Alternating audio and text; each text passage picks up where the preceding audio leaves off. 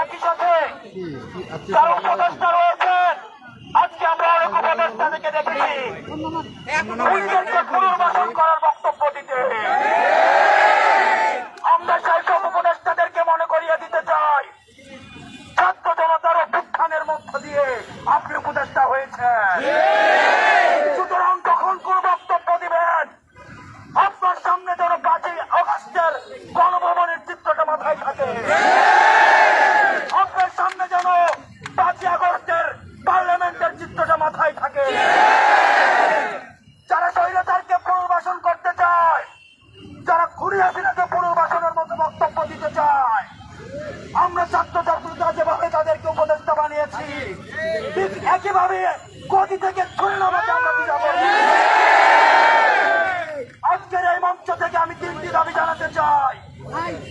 1 নম্বরে, যারা খুনিদেরকে পুনর্বাসন করার জন্য ব্যাকস্টেজে মেকানিজম করছেন, আপনাদের এই প্লটিং এ আমরা পিছটাক ভেঙে দিব। এবং আমরা বলতে চাই, আমরা সচেতন করে দিতে চাই উপদেষ্টাদের, আপনারা সচেতন হয়ে যান, আপনাদেরকে ছাত্র জনতা প্রতিহত করবে। সুতরাং খুনিদেরকে পুনর্বাসন করার কোন ধরনের চিন্তা আপনারা করবেন না।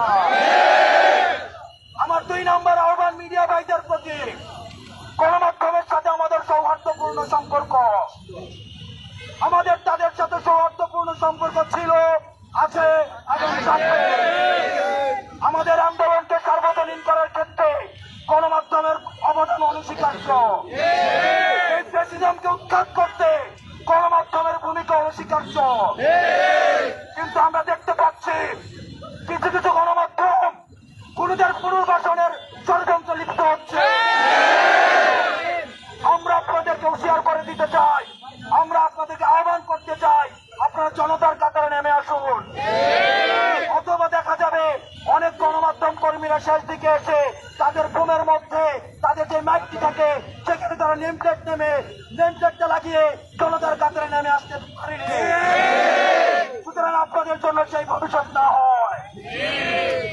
সর্বশেষ বলতে চাই, আন্তর্জাতিক অপরাধ ট্রাইব্যুনালে খুনি হাসিনাকে প্রধান আসামি করে এবং অন্যান্য যারা তার সহযোগী ছিল, এই প্রেসিডেন্ট যারা ফুল সোলজার ছিল, তাদেরকে আসামি করে এই অন্তর্বর্তীকালীন সরকারের কাছে আমরা দাবি করছি, খুনি হাসিনাকে আসামি করে আন্তর্জাতিক অপরাধ ট্রাইব্যুনালে মামলা দায়ের করতে হবে।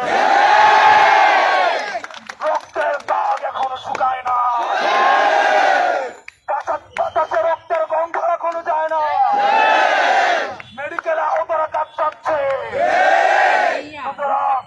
আপনাদের চর্চা হয় কিভাবে আপনারা জনতাকে অস্বীকার করে খুনিদেরকে পুনর্বাসন করবেন?